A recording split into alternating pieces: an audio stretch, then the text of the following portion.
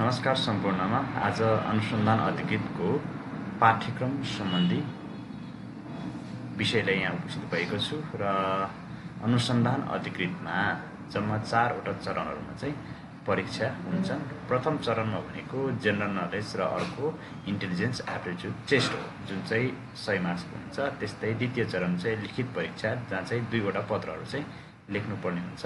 100 मार्क्सको गरी जम्मा 200 मार्क्स। त्यस्तै तृतीय चरण भनेको विस्तृत स्वास्थ्य परीक्षण र चतुर्थ चरण भनेको योग्यता परीक्षण र अर्को अन्तर्वार्ता। त्यसमा 40-40 मार्क्सको हुन्छ। परीक्षाको योजनामा चाहिँ हाम्रो प्रथम चरणको परीक्षामा जेके र आइक्यू चाहिँ के हुन्छ?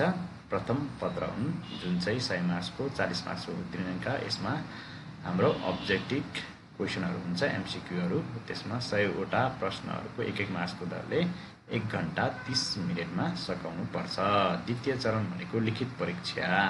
लिखित परीक्षामा 2 वटा पत्र हुन्छ, द्वितीय र तृतीय पत्र। द्वितीय पत्र भनेको व्यवस्थापन, कुटनीति, कानुन तथा लेखन सिप सम्बन्धी हो भने जुन चाहिँ विषयगत हुन्छ अथवा हाम्रो लेख्नुपर्ने हुन्छ। त्यसमा छोटो प्रश्न र लामो प्रश्न छ। छोटो प्रश्न जम्मा 4 वटा हुन्छ 5 अङ्कको दरले र लामो प्रश्न चाहिँ 8 वटा प्रश्न हुन्छ 10 अङ्कको जुन चाहिँ 3 घण्टामा सकाउनु पर्ने हुन्छ।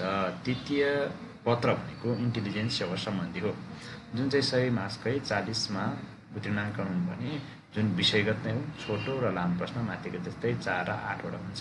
मार्क्स पनि छोटो 5 अङ्कको हो भने लामो प्रश्न 10 अङ्कको हो जुन चाहिँ 3 घण्टामा सकाउनु पर्ने हुन्छ।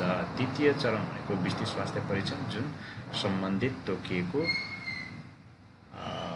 अस्पतालमा चाहिँ हुने गर्छन्। त्यस्तै चतुर्थ चरण भनेको योग्यता परीक्षण। योग्यता परीक्षणका लागि 3 वटा परीक्षणहरु छन्, साइकोलोजिकल टेस्ट, ग्रुप टेस्ट, अर्को प्रेजेन्टेसन। साइकोलोजिकल टेस्टमा चाहिँ हाम्रो यी विधिहरु छन्। त्यस्तै त्यसमा चाहिँ रिटन एक्सरसाइज हुन्छन् भने ग्रुप टेस्टमा चाहिँ ग्रुप डिस्कसन हुन्छ र प्रेजेन्टेसनमा भनेको प्रस्तुति दिनुपर्ने हुन्छ। अन्तर्वार्ता चाहिँ मौखिक रूपमा